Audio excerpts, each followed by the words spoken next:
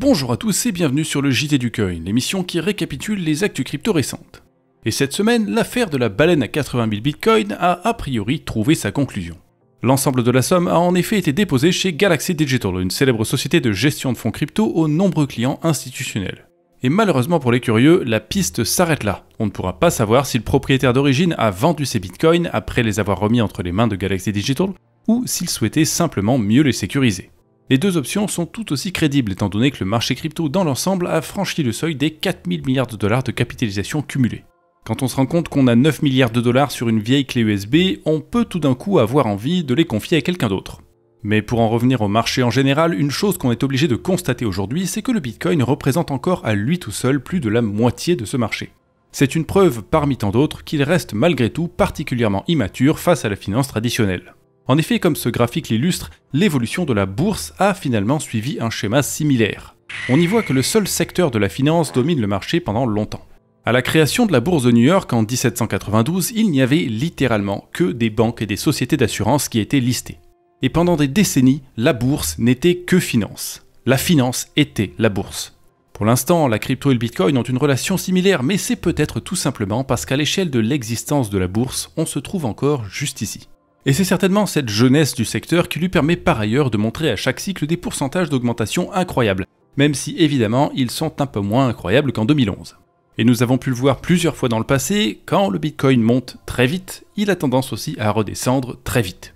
Mais d'après Matt Mina, analyste chez 21 Shares, son prix a peu de chance cette fois-ci de prendre une trajectoire baissière dans l'immédiat. En effet, le déséquilibre entre l'offre et la demande interdit pour l'instant une chute de 80% comme on a pu le voir après 2017. Il y a toujours des risques, notamment macroéconomiques, qui pourraient changer la donne, mais pour l'instant, il y a beaucoup plus d'acheteurs que de vendeurs, et ce, alors même que les petits porteurs sont plus ou moins absents du marché. Au niveau des recherches Google, par exemple, sur le mot-clé Bitcoin, on est encore loin des pics précédents, et même du sommet de novembre 2024. Quant au mot-clé crypto, il ne fait pas beaucoup mieux. Et pour Matt Mina, ce sont des indices qui tendent à démontrer que le Bitcoin pourrait passer un excellent deuxième semestre 2025. À partir de 2026, par contre, rien n'est garanti. Bitcoin n'est pas le seul à bénéficier de cette atmosphère quasiment festive. Vendredi, Ethereum a touché les 3600 $ pour la première fois depuis début janvier.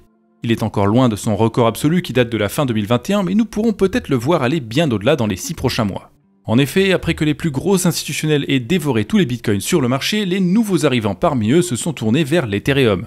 Le staking qui n'existe pas sur Bitcoin est par ailleurs particulièrement attirant pour eux. Pour ces raisons et bien d'autres, un nombre croissant de sociétés tentent donc de se positionner sur l'Ether comme Strategy l'a fait sur le Bitcoin.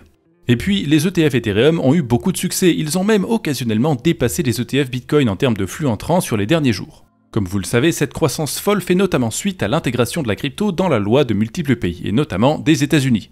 Et nous en avions parlé il y a quelques jours, la semaine qui vient de se terminer avait été baptisée Crypto Week par les Trumpistes, qui avaient fait en sorte que des votes relatifs à 3 lois crypto différentes prennent place cette semaine. Au cours des débats qui ont précédé ces votes, il y a eu quelques péripéties partisanes avec un groupe de républicains qui a voulu modifier les propositions de loi. Mais au final, les 3 projets ont été validés par la Chambre des représentants, c'est-à-dire l'équivalent états-unien de l'Assemblée nationale.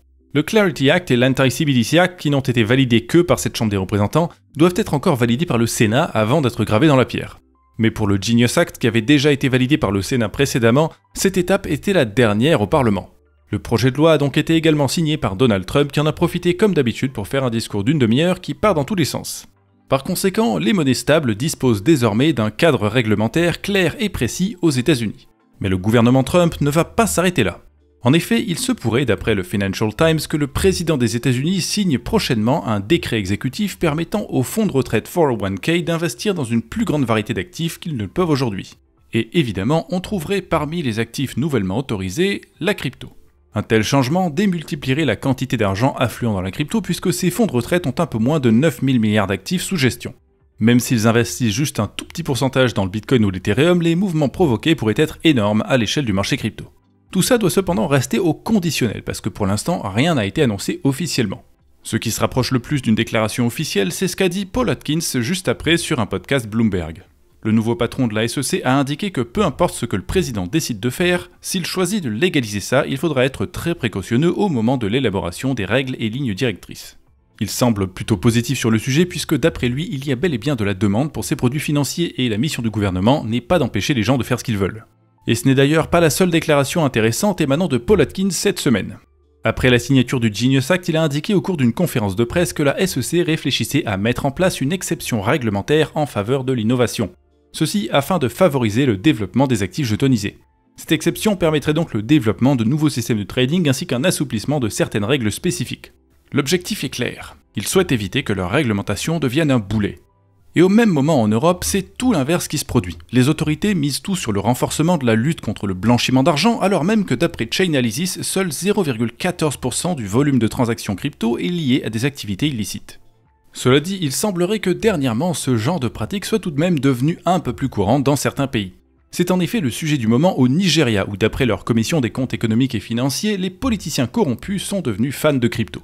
Mais contrairement à une bonne partie de ses homologues européennes, cette agence reste parfaitement lucide. Pour eux, il est clair que les cryptos n'ont pas été conçus pour commettre des crimes, elles ne sont que des outils légitimes, pervertis par les criminels comme tant d'autres. Malheureusement, le problème de la corruption est endémique depuis des décennies là-bas. Peu importe les moyens développés pour pister et saisir les actifs des politiciens ripoux sur la blockchain, ils auront beaucoup de mal à s'en débarrasser si ça n'est pas accompagné de changements majeurs au sein de leur société, que ce soit sur le plan légal, culturel ou économique. Malgré tout, je leur souhaite bonne chance avec cette mission qui leur incombe. Et comme nous en avons fini pour aujourd'hui, alors je vous rappelle comme toujours que le Journal du Coin met à votre disposition un canal Telegram d'information en temps réel, 24h/24, 7 jours sur 7. C'est gratuit, alors n'hésitez pas à vous inscrire.